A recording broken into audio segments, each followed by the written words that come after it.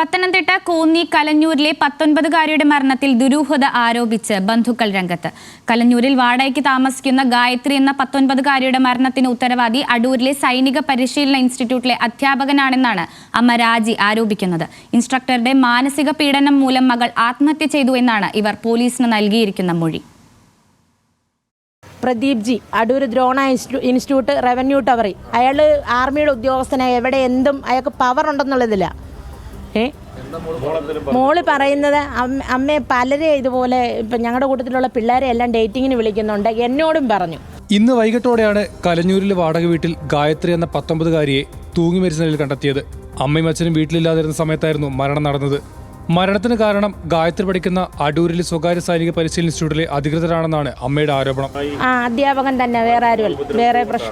വേറെ പ്രശ്നമൊന്നുമില്ല. ഈ അധ്യാപകൻ കാരണം തന്നെ എൻ്റെ കുഞ്ഞ് പോയത്. ഇയാൾക്ക് എൻ്റെ കുഞ്ഞിൻ്റെ ജീവൻ തിരിച്ചു തരാൻ പറ്റുമോ? ഞാൻ പെറ്റമ്മയാണ് ചോദിക്കുന്നത്. എൻ്റെ കുഞ്ഞിൻ്റെ ജീവൻ തിരിച്ചു തരാൻ അയാളാണ്. അല്ല, ഞാൻ വിശ്വസിക്കത്തില്ല. ഇയാൾക്കൊണ്ടൊരു മോള്. പരിശീലന കേന്ദ്രത്തിൽ ഇൻസ്ട്രക്ടർ നിരന്തരം മാനസികമായി പീഡിപ്പിച്ചിരുന്നെന്ന് അമ്മ ആരോപിക്കുന്നു.